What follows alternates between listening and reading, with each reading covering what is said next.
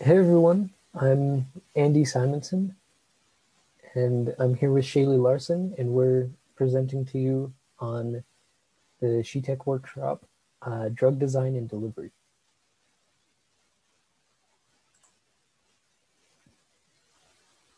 So I'm Andy Simonson. I'm currently a junior studying chemical engineering at the University of Utah, and in the future, I want to be a professor of chemical engineering, and currently I am the president of our outreach club. Hi everyone, my name is Shaylee Larson. I am also a junior studying chemical engineering at the University of Utah. I'm the VP of our club, and I hope to one day continue to pursue my schooling and end up doing research at a national lab or a professor, similar to Andy. So as Andy mentioned, we are part of a group called K-12 Outreach for the chemical engineering department or at the University of Utah. So what that entails is that we are trying to get students like yourself interested in STEM disciplines, in particular chemical engineering, hopefully.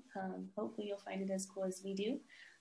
So we get to put together lots of interactive modules explaining kind of complex chemical engineering topics or kind of modules explaining ideas, and we get to put them in a tangible way that you guys get to interact with and find interesting and hopefully understand, to make it fun, essentially. So as part of the drug delivery and design process, we'll need to kind of know a little bit about mass transfer. So mass transfer is the study of the movement of matter. So if you think about this macroscopically, you've definitely dealt with things that have mass. So if you had, say, a box with a certain mass and you applied a force to it, it would move at a certain velocity, right?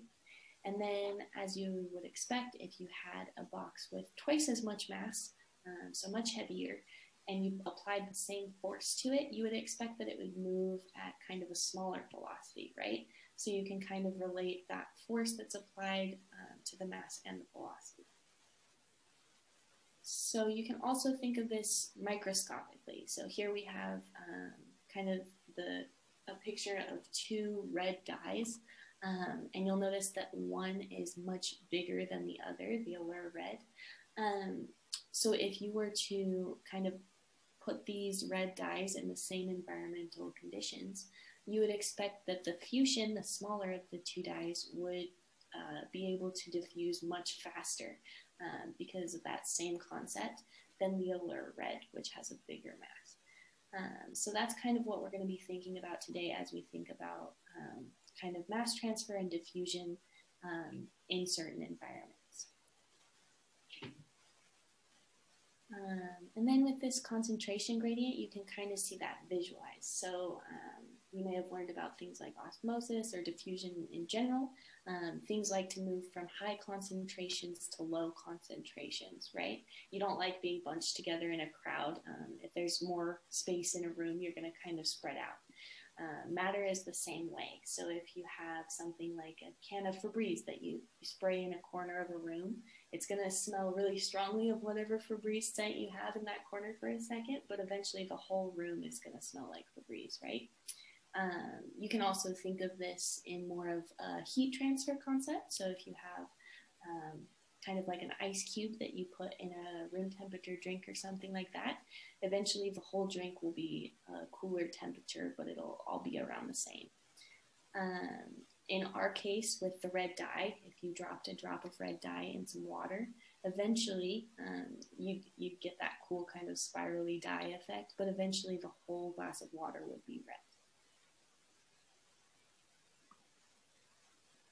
And then sort of taking that description of a concentration gradient, Fick's first law is the actual equation that is just the fundamental of mass transfer. So you can sort of think about it in terms of two species mixing. So if you have a mixture of say species A is your red food dye and species B is your water, the movement of that red food dye through the water is described by Fick's first law. So JA is the sort of molar flow of A due to diffusion, and that entire flow of A, while it's diffusing, is due to the concentration of the solution, the diffusivity coefficient of A and B, and that is something that is just a constant related to whatever two species that you have. And usually that's determined experimentally by people just testing different mixtures and seeing what diffusivity coefficient they end up with. And that diffusivity coefficient can be a good description of how molecule A moves through a solution of molecule B. And then that last term has a very scary Greek symbol, nabla, but sort of nabla X A, you can sort of think about as just a three-dimensional explanation of how the mole fraction varies over space. And the mole fraction itself, you can sort of think about that as the mole fraction of A is just the moles of A divided by the total moles that we have. And like I said, nabla A just describes how nabla XA describes how XA would vary over space. But if this whole XA part is sort of confusing, you can just think about it in terms of the concentration gradient, because XA is pretty similar to concentration for our purposes in this workshop. And concentration gradients are they make more sense. So you can also think of nabla XA as describing sort of how the concentration of A varies over space in like a solution. And sort of applying this specifically to our medicine workshop, if you took like something like an Advil pain reliever, that concentrated medicine is within that tablet, but the surrounding blood or tissue or whatever it might be, the surroundings, your body, that doesn't have any medicine in it, or if it does, it's pretty dilute. And then within the actual tablet of like pain reliever, it has very, very concentrated medicine. And so that itself is a concentration gradient of within the tablet, very, very concentrated, and outside of the tablet, it's very, very dilute. So that results in just a net flow of the medicine out of the tablet, which is how a drug actually transports from a drug capsule to your body. And then for an actual like drug design, dosing is very, very important. So if you take a pill at a certain time, if that concentration of medicine, if that diffuses too quickly, in drastic cases, it could be deadly, but for most cases, it just might not be as effective of a drug.